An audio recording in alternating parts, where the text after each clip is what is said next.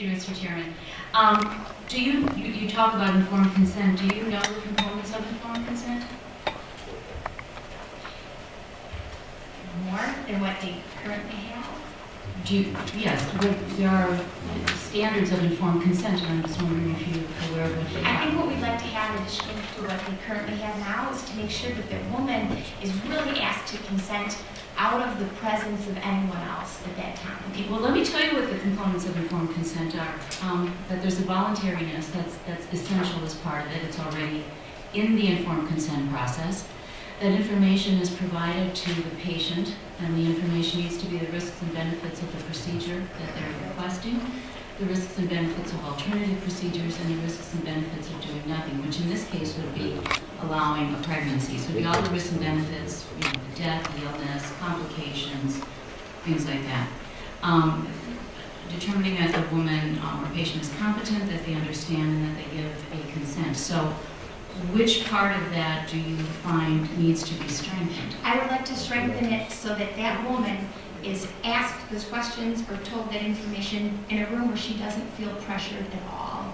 I would like that young girl that was forced into an abortion clinic in Milwaukee to have the opportunity to say no. So how would you know if that was going on? I mean, how would you determine that if this physician asked all these questions and gave information on the risks and benefits of the pregnancy, which for many people can be quite high.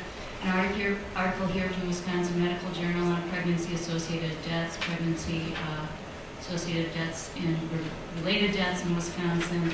Suicide and murder are at greater risk for a woman who's pregnant. I mean, there's quite a few risks to women who are pregnant. I have pages of the effects of pregnancy, the medical risks of that. So to make sure that this is done in a way that all that information is provided, and if the physician doesn't do it, it could be a felony charge. Who's going to monitor that physician if they're all alone in the room?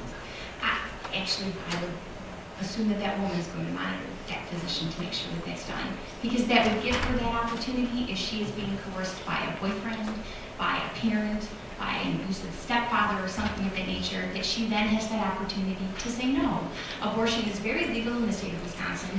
I support all of the consent forms that individuals have to sign right now, everything that they have to be made aware of at the time. But now I want to make sure that that woman is protected so that she has an opportunity on her own to talk to that physician out of the presence of anyone else who might be making her and coercing her into this abortion. What if the person's coercing her into a pregnancy?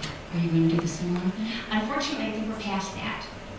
We're talking right now about No, I'm talking about, you're talking about interfering with a patient-physician relationship, a very private, intimate, personal relationship.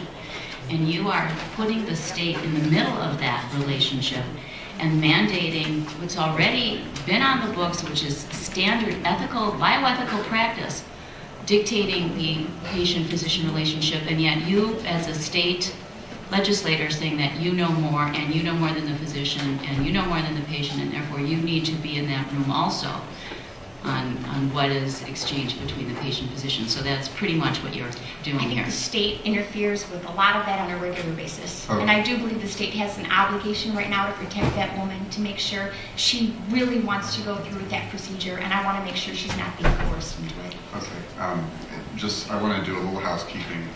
We have Representative Dakota, who I think wants to take care of a couple things. She's present. Yes, thank you very much, Mr. Chairman. I appreciate the flexibility that you've given me today. We have a lot of other things going on. And we had the vote on the amendment to, sorry, I don't remember, AB 40? Yeah, 440. 440. And you would like to be recorded as